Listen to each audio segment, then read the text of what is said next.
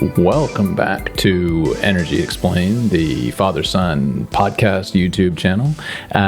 Bringing you today a special episode, special topic here with my father, Vikram Rao, who joins us courtesy of the Stanford Engineering Program sometime in the 70s or so, as a PhD in engineering and spent a long time as the Chief Technology Officer at Halliburton. So he speaks with authority on all things energy. Great. Well, what we're going to talk about today is the impact of Russia's invasion of Ukraine on the worldwide energy market. So I know there's a lot of elements of that. We're not going to be able to cover every single element in 20 minutes. So let's focus on the key pieces here. So out in Europe, I would say the first question people ask me is, what is this going to do to natural gas prices in the medium term and long term for Europe under a scenario where the governments in Europe make good on their forward-looking statements to say, we will not be buying much or any Russian natural gas. So what plays out in that scenario? How does demand get met? What happens to prices? What are all the things that have to happen for those statements to become reality? Again, under the assumption that there's not some cessation of the invasion and regime change in Russia, which of course would put the hypothetical into question. So what do you think? How do you sort of approach that question? Where do you start? Well, what happens to natural gas prices depends a fair bit on how Russia reacts to the various economic penalties that have been imposed upon them for exports of other goods. So, for example, the U.S. has imposed the penalty of no oil import into the U.S. from Russia, which is actually almost a gesture, because only about 4% of U.S. oil comes from Russia. Yeah. And that much could easily be made up by Canada. So that is more of a gesture. But I think what it comes down to is if natural gas continues to flow from Russia, then we will have the already high prices that exist will continue, because there is no reason to believe that at least until the winter is over. Europe currently gets about 40% of its natural gas from other like LNG, liquefied natural gas, and about a like amount from Russia, and then the rest is domestic production. So I would say the historic high prices of natural gas, which is over $30 per million BTU, will probably continue until the winter is over. But then, if natural gas is disrupted from Russia for any reason, either voluntarily or otherwise, then it's going to get pretty severe, and then we can discuss what could be done. I can't see anything that could be done in the short term for natural gas. What could be done is for those things that you use natural gas for that are what we call dual fired, which is using oil as the fuel. You could switch to oil, and oil is much more fungible. So Russian oil not coming down is not as serious as Russian gas not coming down, right? Because oil can be moved, right? So I mean, it depends on where you want to go with the discussion, but what it boils down to is that at least through the winter, the prices are going to stay as high as they are as now, and it could get higher if Russian supplies are cut off for one reason or the other. Mm-hmm. No, well, I'm really interested in more next winter and honestly the more medium term future. And I think we had an episode on natural gas prices prior to this conflict and predicted that there would be very high prices in Europe this winter, which happened. And so the conflict is not really the primary cause of that, right? That existed prior, and we discussed that maybe it could be alleviated with more natural gas from Russia, which is clearly not part of the solution right now. So let's go to next winter, and let's imagine the European countries really want to cut back on Russian gas. Let's take that as a given that we want to do this. What has to happen? Does Europe even have the LNG capacity to accept receiving terminals? Does Europe even have the capacity to do that? Because I've looked at a map, and there's a lot on the southern Europe, of course, going from northern Africa to southern Europe, but it doesn't seem like those are really plugged into those look like more built for local consumption, not really plugged into the network. And there's some on the northern side near Rotterdam and so forth, but really not a ton of capacity. And you had previously said that that's not capacity that can come online particularly quickly. So let's fast forward to next winter. Let's say Boris Johnson really wants to have zero Russian natural gas in the UK, in the Netherlands. Let's say we want zero Russian natural gas. Is that even possible? I mean, let's say possible without massive decreases in energy consumption. Yeah. So let's talk about where the LNG terminals are, and reminding listeners the way LNG works, liquefied natural gas works, is that the natural gas is liquefied somewhere in the US, in Qatar, in Australia, or somewhere. And it compresses to about 600 times into a liquid. It's kept stored at minus 162 centigrade and then shipped across the ocean. That's how it works. Got it. So then when it gets to Europe or anywhere else, you release the gas. It's called regas. So these are called regas terminals. So what Europe has is regas terminals. Europe has roughly 28 regas terminals. Oh, so what is that as a fraction of consumption? Let's say about 40%. A 40% of the winter consumption or of the summer consumption? Because it's about annual consumption. About annual consumption. So in the summer, it could be 60, 70%, and in the winter, it would be more like 25, 30%. Okay. Right. Correct. So what you have is an awkward situation that you got plenty of idle capacity. Idle meaning not full capacity. It's not totally idle. Although Spain mothballed one unit, probably because it was not being utilized. Sure. And they're way below capacity utilization in Spain. But here's the problem. The Pyrenees are tall. The pipelines are what they are. And you're not going to, in a hurry, build a natural gas pipeline to increase the flow. Right. So that's the problem. You got them in the wrong places. Turkey is a decent bet, and they could add because they have also ocean access, and you'll be better off on pipeline capacity. But really, you're behind the eight ball that the gas terminals that have any capacity at all are in the south, and you have to get it up there. So I think that, and this is even arguing that LNG is available. Right. Let's assume it's available. Yeah, exactly. Because there's competition with the Far East. Okay, competition with Japan and China for the same LNG. Right. And in normal days, you simply competed on price. And one of the interesting features about LNG pricing is that it's pegged to the price of oil, to Brent. Okay, to Brent oil. Yeah. It's not pegged to the price of natural gas in each continent. So because of that, when you have an artificial increase, I say artificial, when you have increase in the price of oil, the LNG pricing goes up, and the LNG producers have windfall profits. But forget about who's got the profit. LNG becomes more expensive when oil price goes up. LNG becomes more expensive when gas supply is low compared to its demand. So LNG is in real trouble on those two fronts. And I can speak to a couple of things, okay? What could happen in 1 year, you're asking? In LNG terms, not a whole lot. Okay. You won't get new production, new liquefaction happening, but they are happening, and they could get accelerated. Okay. New terminals, your best bet on new terminals is some relative new concept called FSRUs. That stands for floating storage regas units. These are just massive vessels that sit offshore. Will either bring the LNG with them or have LNG brought in an LNG vessel and ported to their containers. In any event, they also do the regas. Okay. So what is the significance of these guys?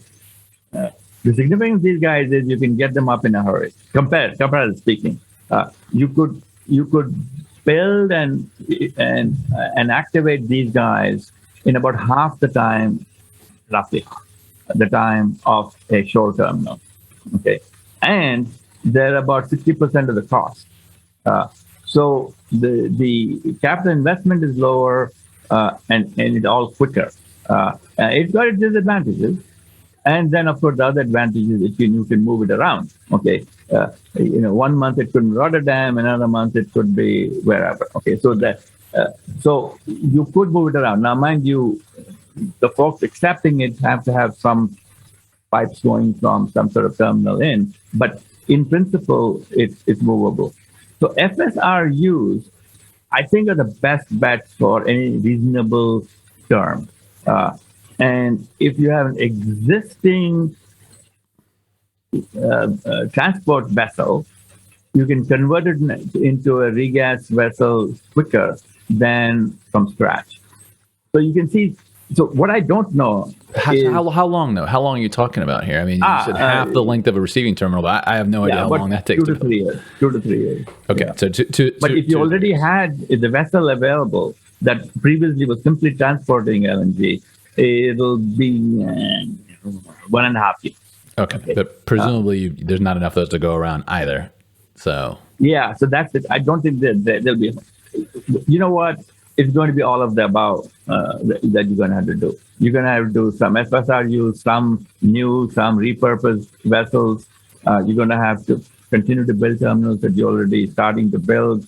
You will somehow get gas from the terminals that are currently underutilized, and you switch to oil. You have to do all of those things. If the proverbial, what hits the fan, and you get drastic reduction of gas from Russia.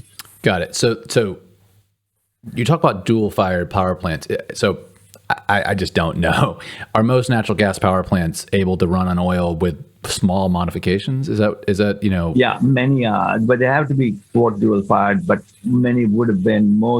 It's relatively easy to design in, and I would say that certainly many, if not most, are dual-fired. Okay. So let me summarize what I think you're saying.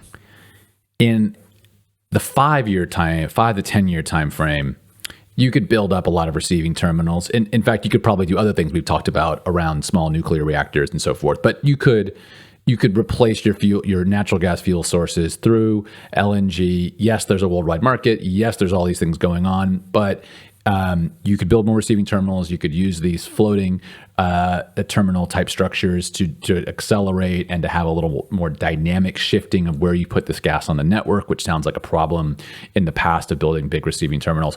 But all that being said, in the winter next year, the LNG capacity of Europe is, let's say, 25 to 30% of demand. You're going to have to replace a lot of Russian gas from Norway, from Groningen, and let's just look at it. The equation's not going to balance without a drop in energy demand, even if you use a lot of oil where you're using natural gas. So there's going to be either pain through pricing, pain through energy restriction, or pain through paying Russia. There's just no avoiding that next winter. But the summer, natural gas demand is half of what it is. That might be a period of time where we have a little bit of a respite. Now let's talk about oil.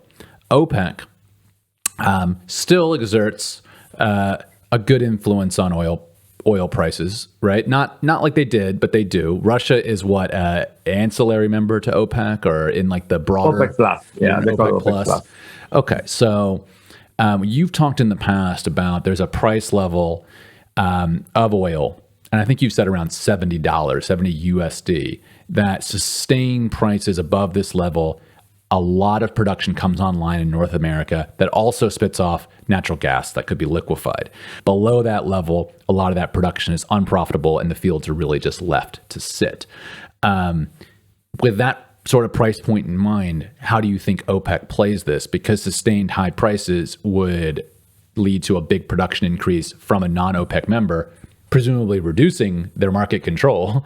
On the other hand, sustained high prices might serve some domestic political aims. So how do you see this playing out?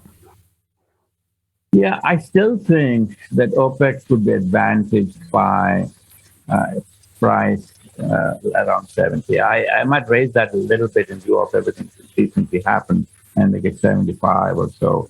But it's sort of a good intermediate price where they make a decent profit, and yet LNG pricing stays within bounds. See, I told you LNG pricing is pegged to the price of oil. So if LNG is priced very high, oil is priced very high, then LNG is incredibly profitable, and more may come on stream. I think OPEC has to play the balancing act of not too low, not too high. See, the other thing is this: if it's high enough, then Canadian oil is more economical.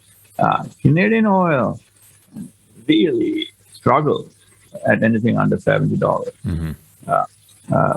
It's very costly to produce.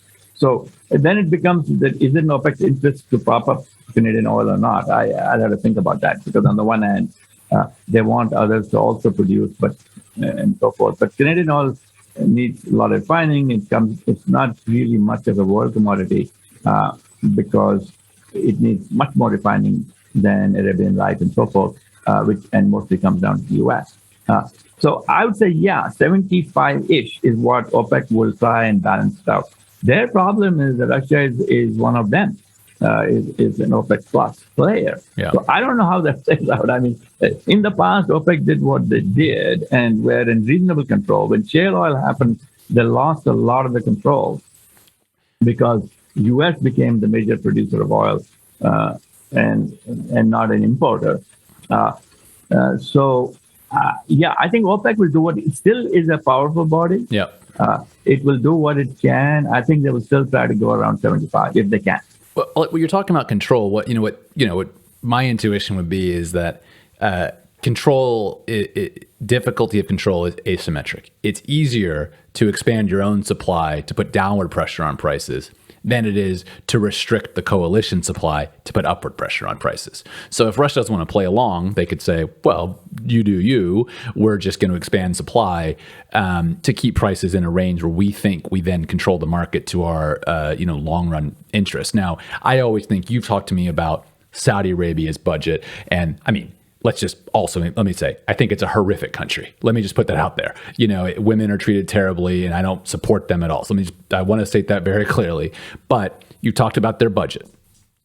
There's a price for which above that, everyone there is getting super rich in the government, and below that, they're running a deficit. Of course, they have pretty good credit. They're sitting on some good assets, but they're running a deficit, right?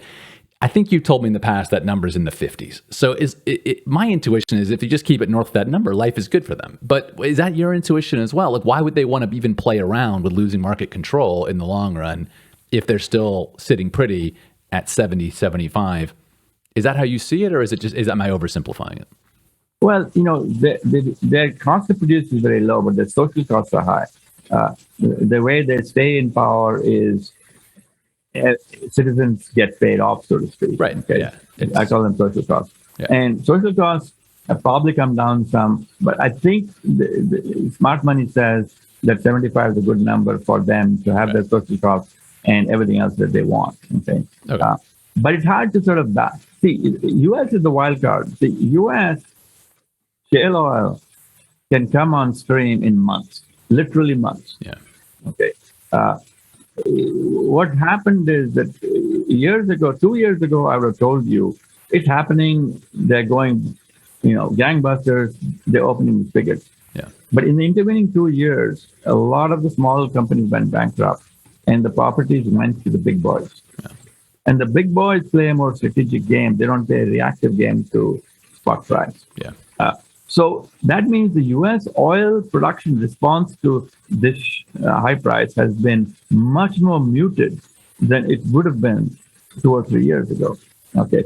So now, could it ramp up? Absolutely. Mm-hmm. Nothing has changed about the nature of the reservoir and how it's produced because of the pandemic.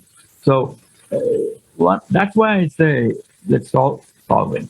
Addressing this problem with oil is a heck of a lot easier. Both OPEC countries could open their spigots, and U.S. could open up. Keeping in mind also, reminding listeners that U.S. oil is like Brent. It's very light, sweet oil. So it's what the market wants. Well, in general, there's some gray in that space, Sure. depending on what the refineries want. But anyway, so nobody wins if Russian oil is cut off. Nobody. And nobody wins if Russian gas is cut off. So I don't know how far this will go to the point where everybody loses. Because I think we've just discussed there are no short-term solutions to replace Russian gas. Right. Right. There are no medium-term solutions, depending on what you call medium-term, except for switching. And switching is not all that easy. You can't switch certain others. There's another cute one, which I'm going to throw out just because it's the flavor of the day into some respects, which is hydrogen. You could ramp up hydrogen production, and we won't get into in what form and effect on climate change, and feed it into natural gas pipelines. You can easily put up to 20% hydrogen in natural gas pipelines without really impacting the use of that gas downstream. Yep. There's some adjustment, that's it. So one thing would be, what if you replaced much of the natural gas with hydrogen? And that sourcing is completely different. It's got nothing to do with Russia.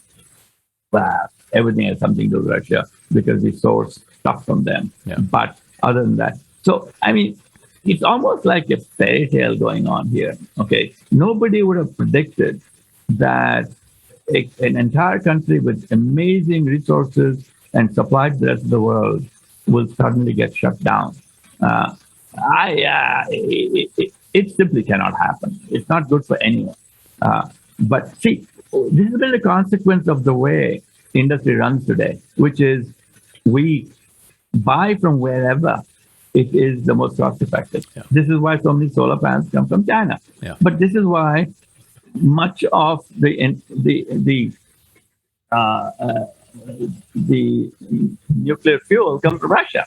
I mean, the uranium itself is Kazakhstan, but it's being enriched in Russia. So the nuclear industry will be impacted if we totally shut down exports from Russia. This is almost untenable. So energy as a whole is not just oil and gas. I'm telling you, nuclear is going to face the issue of where are they going to get the enriched uranium. Because so I think you've explained this to me in a separate setting. Kazakhstan is the biggest producer of uranium. 40%. 40% of the world's uranium is produced in Kazakhstan. Uranium has turned into nuclear fuel, needs to be enriched to get more closer to plutonium. Yeah, it has only about 0.7% of the good stuff. Got it. And that enrichment right now happens in Russia. Yes. So Europe's power plants, nuclear power plants, have a dependency on Russia too. Well, the world's. Yeah. Well, it has a dependency on the world market, of which a good amount right now flows through Russia. So I hear what you're saying, which is we are having a globalized economy by construction. In fact, the whole idea of one of the ideas of globalization was that the economic dependence would prevent conflict. Taken over a long period of time, that has proven largely true, right? The amount of conflict in the last 50 years has been far, far less than the 50 years prior. But at present, maybe looking less true, not robust to the whims of a dictator, which we're seeing. And I think it's actually not unrealistic that you would see a closed off Russian economy. I don't think the world will sit there and say you can just occupy Ukraine for 10 years and be part of the world economy. I doubt that. I think there'll be a weaning period because both sides will benefit from a slower transition. But I personally don't think so. So what you're saying is if that really happens, one, there'll be increase in energy costs. A very good supply of relatively low cost energy will be coming offline. Two, we haven't talked about it. We talked about it on WhatsApp. It could help the green energy transition, but not without some complexities like nuclear facing headwinds themselves, and the fact that green energy transition just faces headwinds if people are more worried about just straight pricing and so forth. Your investments might go towards natural gas receiving terminals instead of green energy, right? I mean, it's all competing for a similar pot of money. So it might help because there's an attitude that we need to reduce our dependence, but it might hurt because we're spending that money on energy security, more first energy security. So it's an ambiguous effect there. We might be optimistic, but it's an ambiguous effect. And finally, everything you know about the problem says this is something that the scenario planners at Shell, you've talked about scenario planners at these big companies, they probably didn't have a plan for, because they just thought, no way this ever happens, because the whole system's built for this not to happen. So we're seeing this play out in real time, kind of the plans emerging, because the plans didn't even exist. Is that also fair to say? Absolutely. In fact, I can't think of any scenario that's planned for this. They would have been laughed at that they made that a scenario. Right. Okay. See, had they planned that as a scenario, they wouldn't be heavily investing. Shell, which is one of the best scenario planners in the energy business, have heavy investments in Russia. Right. Had. I think there's some, whether how much it is back. This is completely out of the can of any prediction that's been happening. So there's no readiness for this. Any solution, if you will, and I put that in quotation marks, is a heck of a guess. So it's a very, very bad situation. One can only imagine that it corrects itself because everybody realizes how dumb this whole thing is.